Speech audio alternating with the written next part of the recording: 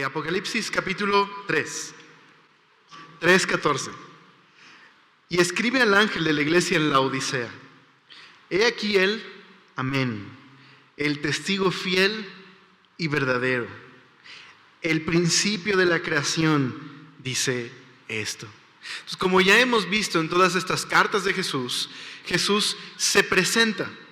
Jesús dice algo de su naturaleza y su carácter que la iglesia necesita escuchar.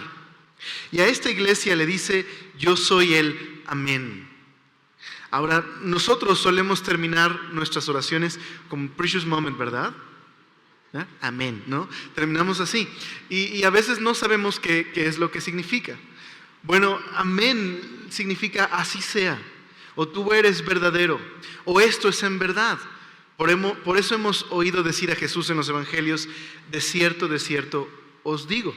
No es que Jesús es de Chihuahua y hay puro desierto, sino que de cierto es amén, amén. Esto es verdadero, esto es verdad. Y así se presenta Jesús, como el amén. De hecho, verdadero, fiel y verdadero, esa palabra verdadero es la misma que amén. Él es quien es la fuente de toda verdad. Y digamos que el énfasis de Jesús es que Él es confiable en todo lo que dice, en sus promesas. Él es el amén, aquel que nos da certeza en sus promesas. Y por eso lo reafirma muy al estilo judío, ¿verdad? De reafirmar una línea con la otra, como Juan, que es judío, es el estilo de escribir. Por eso lees las cartas de Juan y hay, digamos, repetición, énfasis. Así que Él es el amén y Él es el testigo fiel y verdadero. Él es fiel y verdadero. Pero luego se describe Jesús a sí mismo como el principio de la creación. Ahora, esto es algo muy importante porque los autores del Nuevo Testamento identifican a Jesús así, como el principio. De hecho, Pablo escribe una carta a una iglesia vecina de la Odisea, una iglesia muy cercana llamada Colosas.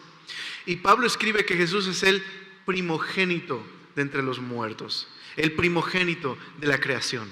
Es la misma idea, principio, primogénito.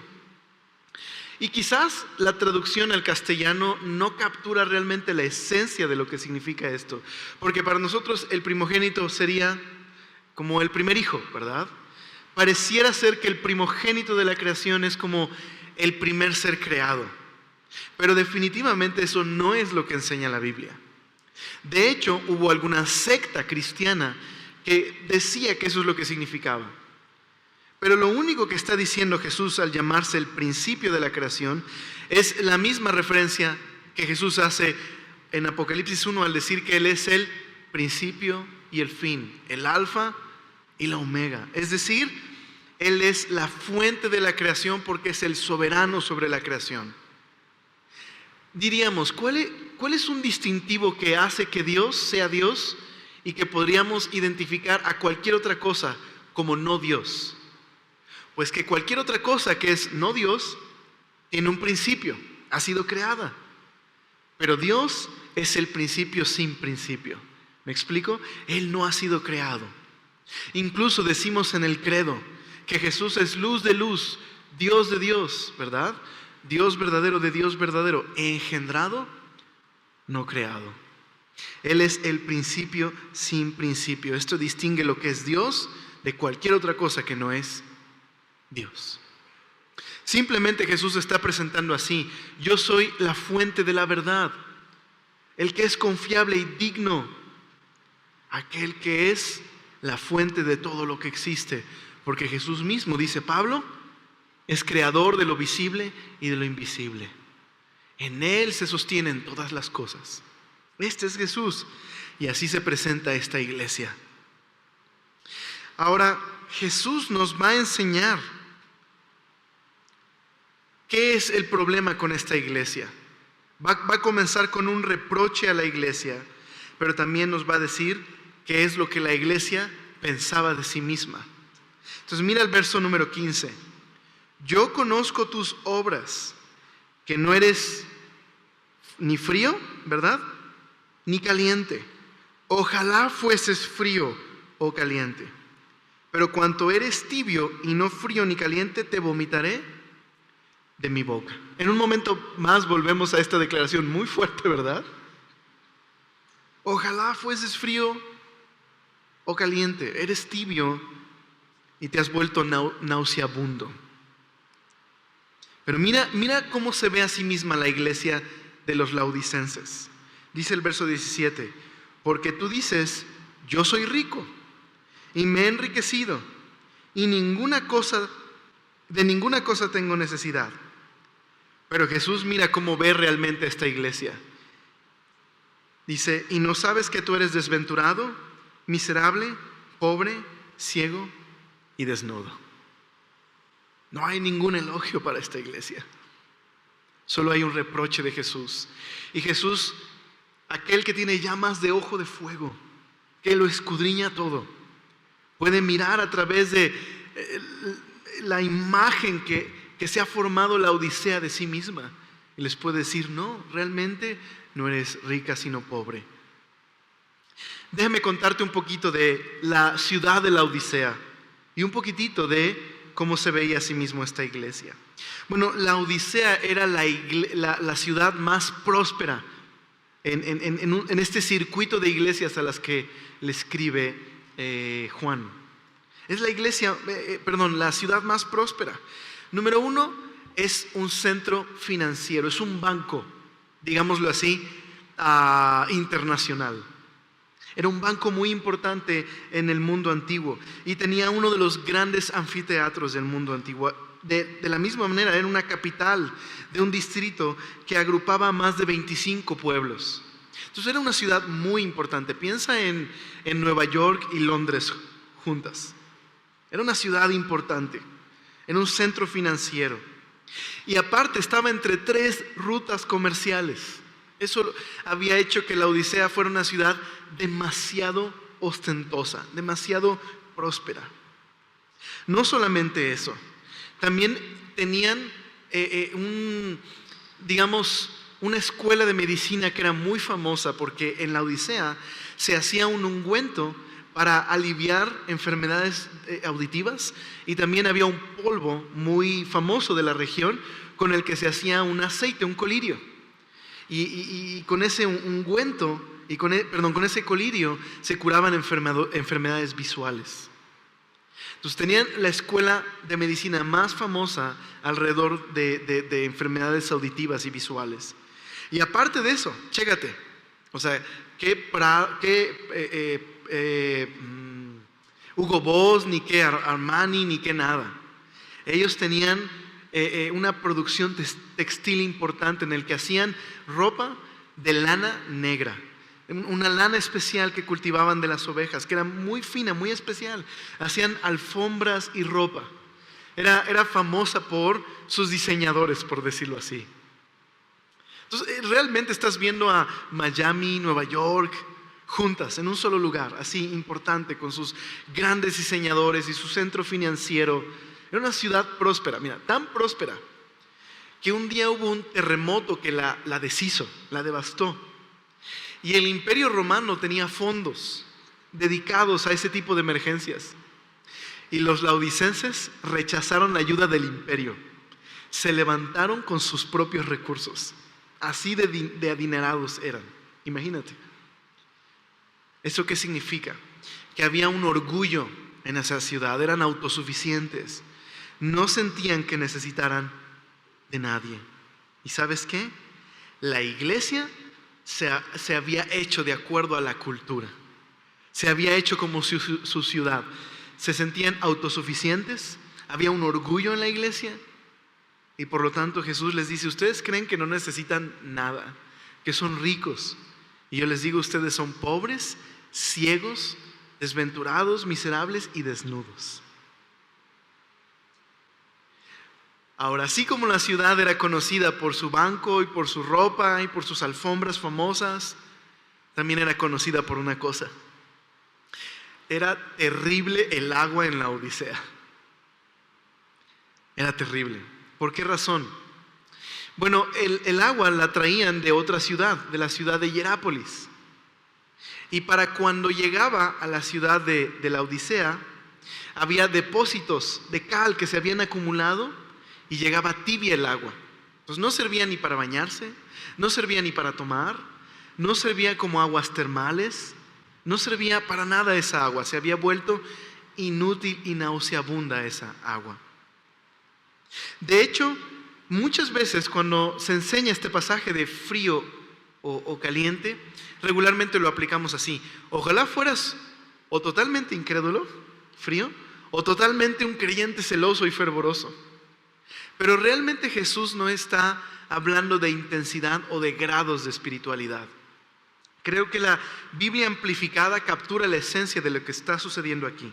Déjenme leerles una versión distinta, la versión amplificada. Dice Jesús: yo conozco tus obras, que no eres ni frío, es decir, refrescante, ni tampoco eres caliente, como aquellas aguas termales que son terapéuticas y que proveen de sanidad, sino eres tibio.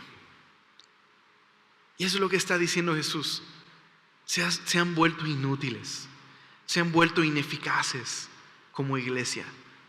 No son como aquellas aguas frías que refrescan al alma. Cuando alguien entra a su congregación, no son esa agua fría que refresca al hombre sediento, pero tampoco son aquellas aguas calientes que traen sanidad al alma necesitada y angustiada. No, se han vuelto tibios, ineficaces. Así que la Odisea simplemente se ha hecho de acuerdo al espíritu de su época. Se ha tomado del orgullo de su ciudad, y por ser autosuficientes y apáticos, se han vuelto inútiles en cuanto a su función como iglesia en el mundo. Es la iglesia que, como Jesús dijo, es la sal que se ha vuelto insípida, que no sirve ni para el muladar.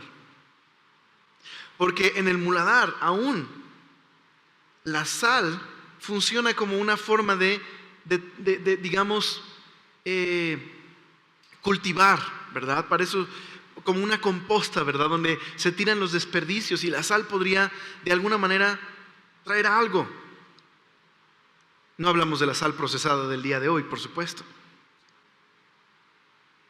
pero ni siquiera para el muladar.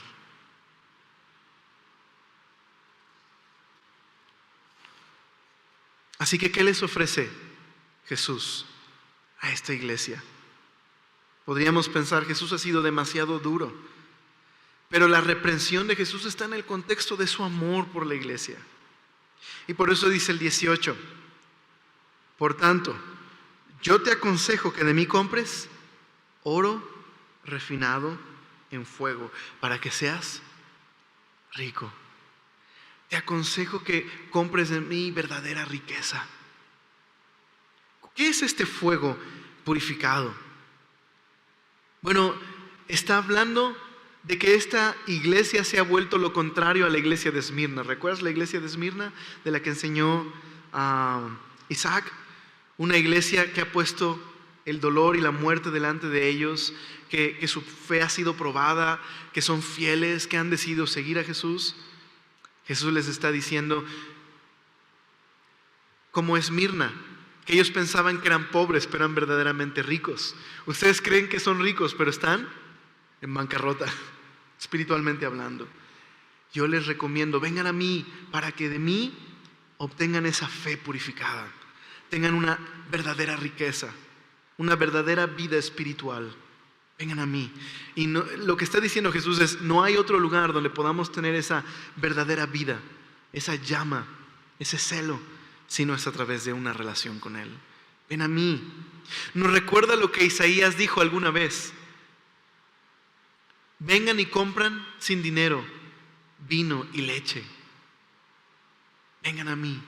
Y así Jesús nos ofrece una verdadera vida espiritual en Él. Pero luego dice en el 18, y vestiduras blancas para vestirte, y que no se descubra la vergüenza de tu desnudez. Ven y compra verdadero vestido. ¿Qué vestido nos ofrece Jesús? Su justicia. Aquella justicia que Cristo ha ganado en la cruz del Calvario al ofrecerse Él mismo como un sacrificio en nuestro lugar por nuestros pecados. Verdadera vida espiritual, verdadera justicia. Y dice, y que unges tus ojos con colirio para que veas. ¿Te imaginas qué fuerte es decirle a una ciudad en la que se produce colirio, que tiene una escuela famosa de medicina que cura enfermedades visuales, que Jesús le diga, tú estás ciega como iglesia, ven y compra más bien de mi colirio para que cures esa ceguera? El orgullo ha cegado de tal manera a esta iglesia que no puede ver su propio quebranto espiritual. Jesús les dice, ven para que puedas ver verdaderamente, espiritualmente, para que tengas una perspectiva verdaderamente espiritual de la vida. Lo importante aquí es que Jesús dice que Él ofrece este oro, y que Él ofrece este vestido, y que Él ofrece esta cura. No hay fuera de Jesús una verdadera vida espiritual.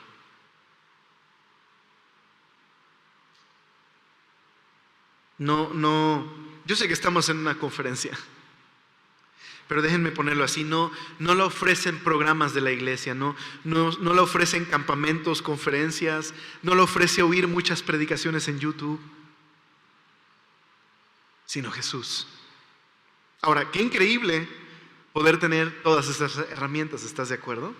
Poder ir a un campamento y poder venir a una conferencia y poder escuchar prédicas.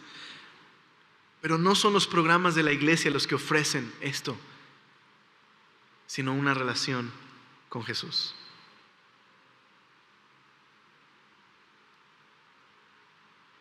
Así que el versículo 19 dice, yo reprendo y castigo a todos los que amo. Sé pues ardiente, celoso. Qué interesante, ¿verdad? Una iglesia tibia. Sé pues celoso ¿en qué? En arrepentirte. Dice, sé pues celoso y arrepiéntete. Así que el reproche de Jesús no proviene de un juez dispuesto a traer el hacha y cortar. Proviene de un padre con un corazón roto que está llamando a los suyos a la restauración de la relación con Él. Jesús está haciendo una invitación a volver a Él. ¿Sabes qué significa reprender y castigar aquí? Cuando se nos habla de una disciplina y de un castigo a la luz de lo que Cristo ha hecho en la cruz, no es un juez que sirve justicia. Es decir, imaginen que estuviéramos en una corte y hay alguien que es culpable. Se para el juez, ofrece justicia y eso es todo lo que tiene que hacer, ¿verdad? No tiene ninguna obligación hacia el culpable, ni siquiera tiene una relación hacia el culpable. Su labor es servir justicia. Pero un padre no. Un padre podría también traer consecuencias sobre el hijo, disciplina. Pero un padre sí tiene una relación. Un padre está preocupado. Su disciplina lo que busca es regresar al hijo a la obediencia y a la relación que se ha roto por causa del pecado. Y así son las palabras de Jesús. Yo reprendo y castigo a los que amo. ¿Qué significa reprender? Echarle luz al pecado. Echarle luz al pecado. ¿Cuál es el problema de esta iglesia? Que no puede ver porque está ciega. No puede ver su propia condición. Creen que están bien. Y no se dan cuenta que están muy mal. ¿Qué necesitan? Luz. Y eso es lo que Jesús está haciendo. Está trayendo luz sobre el pecado para que entonces puedan ver su verdadera condición de desnudez, de ceguera. Y entonces puedan tener celo al verse desnudos y miserables y quebrantados. Entonces puedan buscar a Jesús con celo, arrepentidos. Ahora mira la invitación del versículo 20. He aquí, yo estoy a la puerta y llamo. Si alguno oye mi voz y abre la puerta, entraré a Él, y cenaré con Él y Él conmigo. Qué invitación tan gloriosa. ¿Te das cuenta que Jesús no odia a la Odisea? Jesús ama a la Odisea y su corazón está roto. Y lo que quiere hacer es ayudar a la Odisea a darse cuenta de su necesidad. ¡Qué ironía! ¿Dónde debería estar Jesús? O sea, si pensamos en una iglesia, ¿dónde está Jesús? Pues dentro de la iglesia, ¿verdad? Imagínate una iglesia en la que Jesús está fuera, tocando, porque está fuera. La autosuficiencia y el orgullo de los laodicenses han sacado a Jesús de la iglesia. Ahí está Jesús invitándoles de una forma gloriosa. Arrepiéntanse porque anhelo tener comunión con ustedes. Sabes, esta imagen es muy oriental, muy oriental. No pienses en China o en Japón. O sea, piensa en el Medio Oriente. En el Medio Oriente, el comer, invitar a alguien de comer era una manera de trabar amistades, de demostrar un profundo respeto. Me estoy convirtiendo en el anfitrión a alguien a quien considero mi amigo. Voy a comer del mismo plato que él come, le voy a ofrecer comida. Ahora, lo que Jesús está diciendo aquí no es: oye, déjame pasar y conviértete en un anfitrión donde tú me invites a comer. Lo que Jesús está diciendo es: déjame pasar, quiero ser tu anfitrión. Quiero preparar la comida e invitarte a que comas de la mesa. Quiero invitarte a que tengas comunión conmigo. Te estás perdiendo del verdadero deleite y la satisfacción de sentarte a mi mesa. Qué gloriosa invitación del Rey, invitando a estos hombres que le han dejado fuera.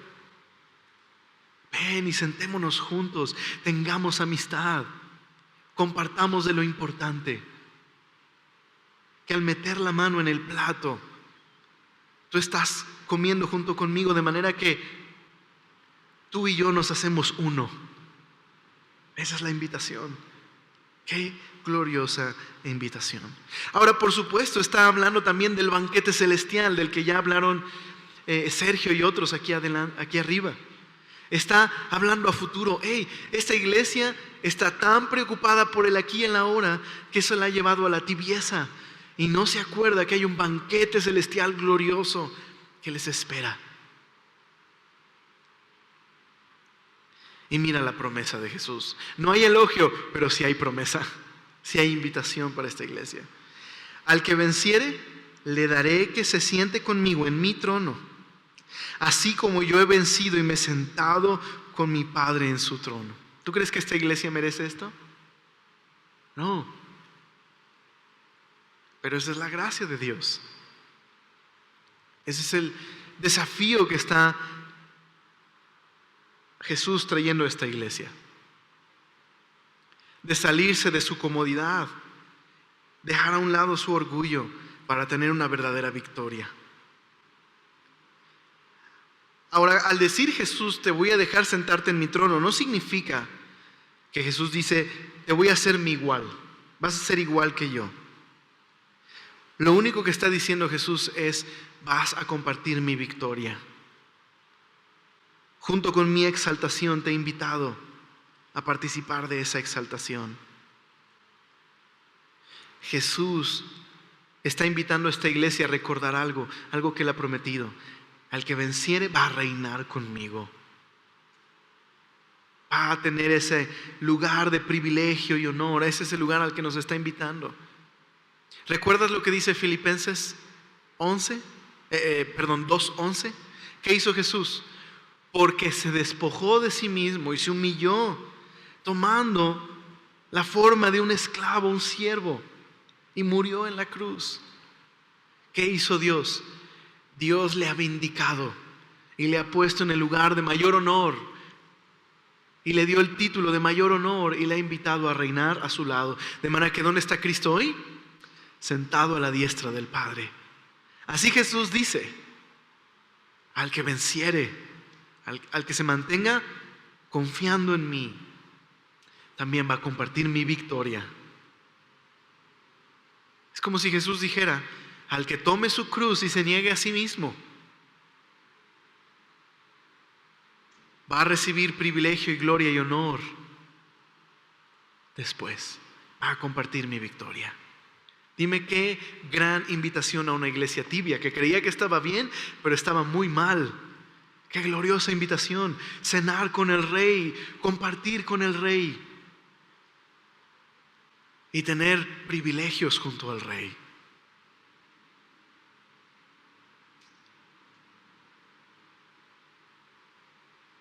Compartir la victoria de aquel que ha vencido a la muerte, al pecado y al infierno.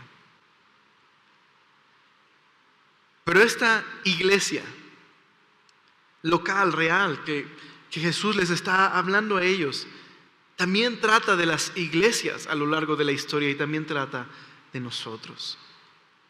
¿Qué nos enseña la iglesia de la Odisea? Nos enseña lo rápido que los cristianos absorbemos los valores y las actitudes de nuestra propia cultura sin reflexionar en ello. Y entonces, cuando como cristianos absorbemos esos valores y esas actitudes de nuestra cultura, nos volvemos completamente ineficaces, tibios, inútiles en nuestro testimonio al mundo. Nos volvemos demasiado como nuestra cultura, que no tenemos nada que decir a nuestra cultura. La sal pierde su sabor. Un día un estudiante judío, quizás exagerando, pero tiene un punto importante que decir, dijo: ¿qué pasaría si tomaras las enseñanzas del Sermón del Monte e hicieras una nueva religión, pero que fueran al contrario de todas esas enseñanzas del Sermón del Monte? El resultado sería la iglesia protestante del día de hoy. Quizás es una exageración, quizás no tanto. ¿Cuál sería el valor, la actitud predominante de nuestra cultura el día de hoy? El orgullo, la autosuficiencia, el egoísmo. John Stott, en su libro La Cruz, hace referencia a cómo el día de hoy la doctrina de nuestra cultura es la doctrina del potencial humano. Es la doctrina de desarrolla tu personalidad, exprésate, cumple tu destino. De hecho, John Stott, citando a Paul Beatts, dijo: el día de hoy la psicología se ha convertido en religión. Es una forma de humanismo secular que está basado en el culto al yo. Incluso el mismo John Stott hace referencia a un anuncio de psicología que decía: me amo a mí mismo, pero no soy vanidoso. No soy más que buen amigo de mí mismo. Y me gusta hacer lo que me hace sentir bien. Tristemente, quizás esa sería la doctrina más importante que el día de hoy muchas iglesias predican. Haz lo que te hace sentir bien a ti mismo. Desarrolla tu potencial. ¿No es completamente contrario al llamado que hizo Jesús a los discípulos de tomar su cruz todos los días y negarse a sí mismo y seguirle? La autonegación y el sacrificio personal son los valores cristianos. Ahora, por favor, un minuto. No estoy diciendo que el negarte a ti mismo, la autonegación, significa no valorar la vida humana, que significa pensar mal de ti, en el sentido de que no valores tu vida. No es lo que enseña la Biblia, sino que la Biblia nos da una estima correcta. No es que somos valiosos y por eso Dios nos ama. Es porque Dios nos ama que somos valiosos. La Biblia no está en contra del valor intrínseco de la vida humana. Al contrario, aquellos que logran negarse a sí mismos son los que más pueden valorar la vida humana, porque entienden que cada ser humano ha sido creado a imagen de Dios. Y Dios ama la vida, lo que llamamos la santidad de la vida. La vida es sagrada. Así que la autonegación no es negarte a comer chocolates o a irte de vacaciones, o a comprarte un iPhone. Quizás haya un momento en que Jesús podría pedirte que dejes un par de cosas a un lado. Pero no es eso. Negarte a ti mismo, negarme a mí mismo, es negar nuestro supuesto derecho a seguir nuestro propio camino. Es abandonar la fantasía de que somos amos de nuestro propio destino. Quizás nos hace recordar como cristianos tibios al ejemplo de la historia de Jacobo y Juan, que le piden al Señor Jesús: Señor, haznos esto que te pedimos, que uno nos sentemos a la derecha y el otro a tu izquierda, ese día en el que tú estés en la gloria. Pero esa gloria que querían Juan y Jacobo no era, dice John Stott, más que un espejo de la vanidad humana. Y hay muchas personas que eso es lo que buscan en esta vida. Su actitud es la siguiente: lo que quieren son posiciones, prestigio, privilegio. Están sedientos de honor y reconocimiento. Miden su vida en base a lo que logran. Sueñan eternamente con el éxito. Son agresivamente ambiciosos para sí mismos. Confunden su propia agenda con el reino de Dios y la voluntad de Dios. Pero eso, amigos, es contrario al camino de la cruz, al camino que nos dejó nuestro Señor, ¿verdad? ¿Qué les dijo Jesús en esa ocasión? Miren, los gobernantes del mundo se enseñorean de los demás, pero entre ustedes no será así.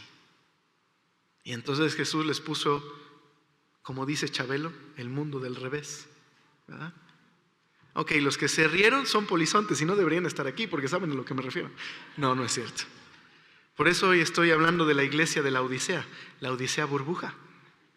Hay más que no deberían estar aquí, ¿se dan cuenta? No es verdad, son bienvenidos. Aunque a los 33 les vamos a hacer su Cristo Party y vámonos.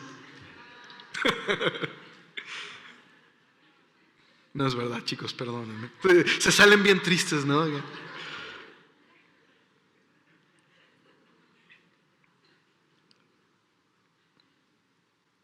Jesús dijo: yo no vine a ser servido, sino a servir y dar mi vida en rescate por muchos. ¿Conoces a Francis Chan? No es hermano de Jackie Chan, ya lo chequé, lo confirmé. Aunque si lees su libro, sí sientes acá que un par de patadas bien acá. Pero en su libro Loco Amor, hay un capítulo, el capítulo 4, está dedicado a qué significaría ser un cristiano tibio. Yo tomé un par de ellas y tomé notas de estas y simplemente quisiera compartírtelas. Él dice así: la tibieza nos lleva a dar solamente cuando no significa algún costo. Pero Jesús nos enseñó a través de la viuda pobre que ella dio más que todos de su pobreza. Servimos si no implica un costo. Eso es tibieza. La tibieza nos lleva a decidir en base a lo que es popular y lo que otros piensan que está bien, no a lo que Dios dice y a lo que Dios piensa que es bueno. La tibieza nos lleva a realmente no querer ser libres del pecado, sino de las consecuencias que causa el pecado. No nos sentimos mal porque el pecado ofende profundamente al Padre que nos ama, sino por las consecuencias que causa el pecado.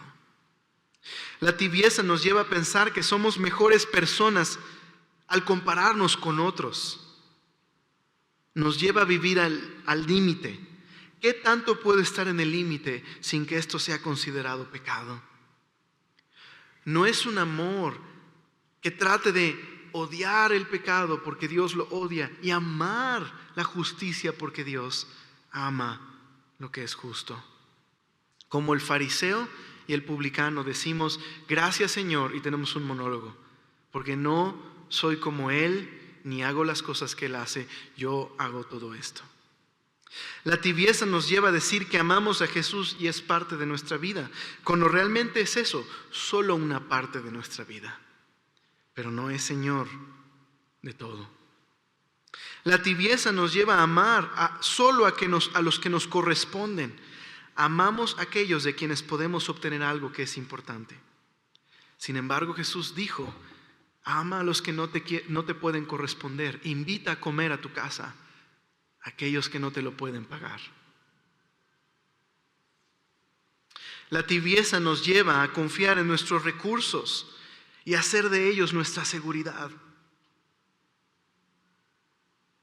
La tibieza nos lleva a preocuparnos por tener buena salud, tener un buen retiro, asegurarnos de tener un buen futuro.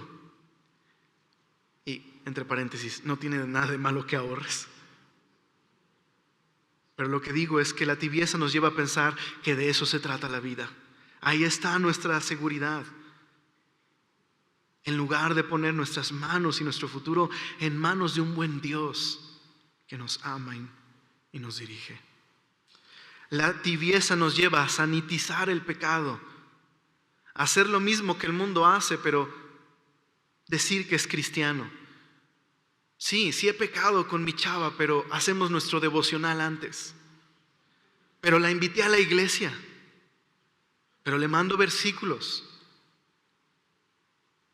Pero estamos leyendo un libro sobre el matrimonio. Nos lleva a sanitizar el pecado.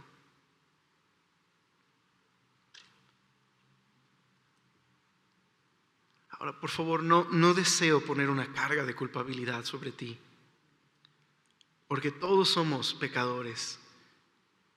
Pero creo que la iglesia de la Odisea, la reprensión de Jesús, nos quiere llevar a examinarnos y a darnos cuenta que una cosa es estar en un proceso de transformación y otra, el que nos hemos amoldado a las actitudes de nuestra cultura. Tenemos que voltear y darnos cuenta que no está bien cómo vive nuestra cultura.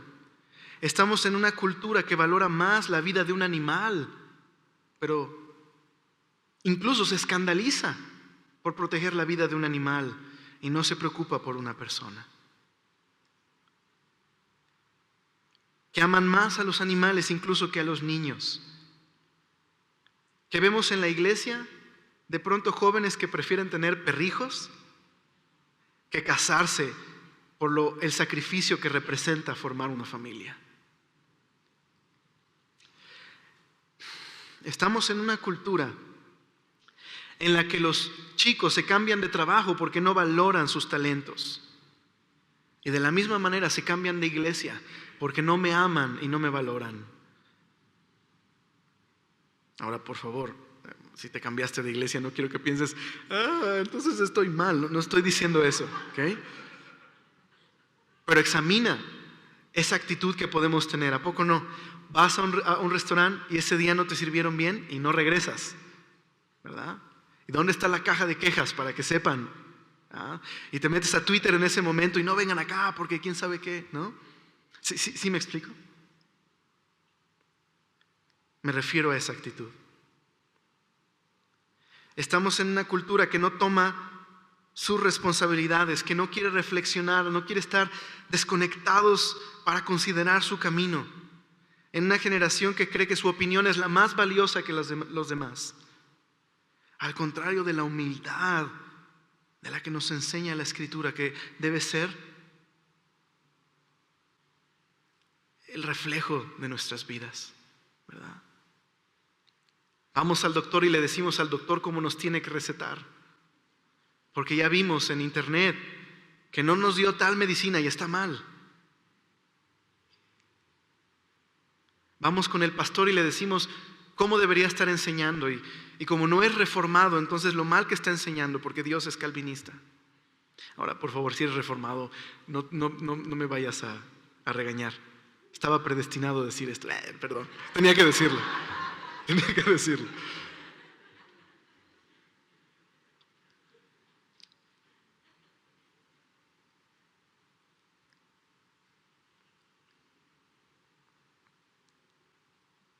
Estamos en una cultura que no quiere ser confrontada.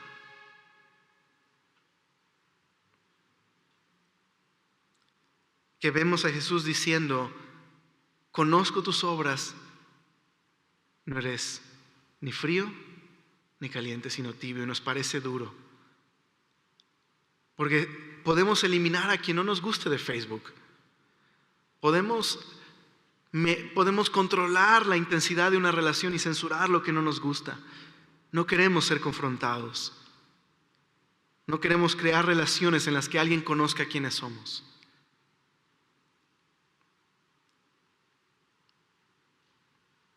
¿Cuál es la solución?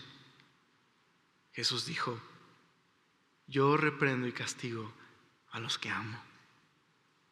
Sé celoso y arrepiéntete. Estoy aquí tocando la puerta. Si alguno escucha mi voz, yo entraré a él y cenaré con él y él conmigo. Dios quiere intimidad. Dios quiere restaurar nuestro celo y nuestra devoción a Él.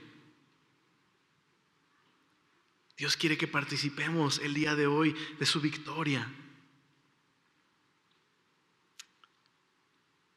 Dios quiere que seamos contracultura, que tomemos nuestra cruz y le sigamos. Que no seamos la cultura de la aspirina. Cualquier cosa que pueda hacer para no sentir dolor, porque el dolor es malo. Y evitamos la formación de carácter.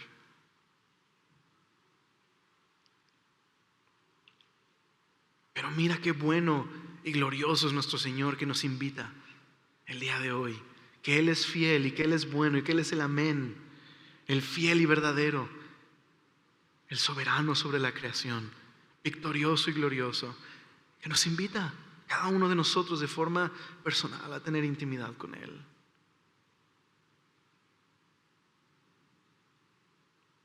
¿Qué onda? ¿Oramos? ¿Están de acuerdo conmigo? Chócalas. Que Dios nos ayude. ¿Por qué no tomamos unos minutos para meditar en esto? ¿Vale?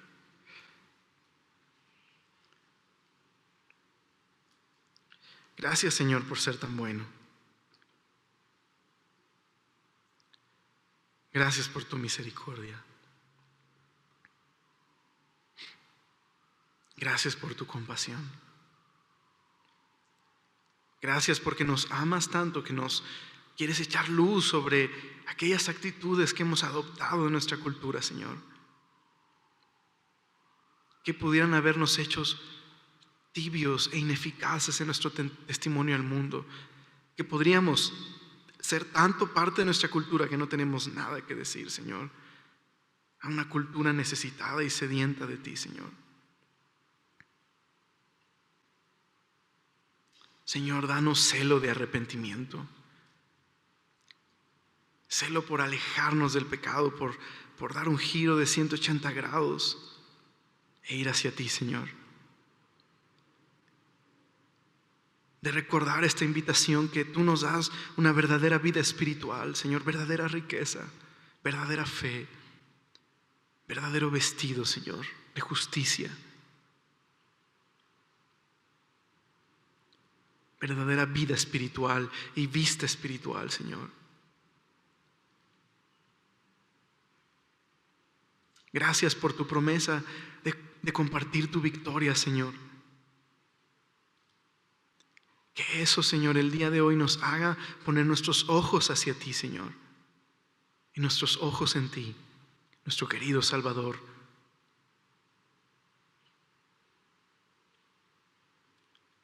Y Señor, gracias por invitarnos a la mesa, a tu mesa, a sentarnos a comer y compartir una amistad, Señor, contigo. No lo merecemos.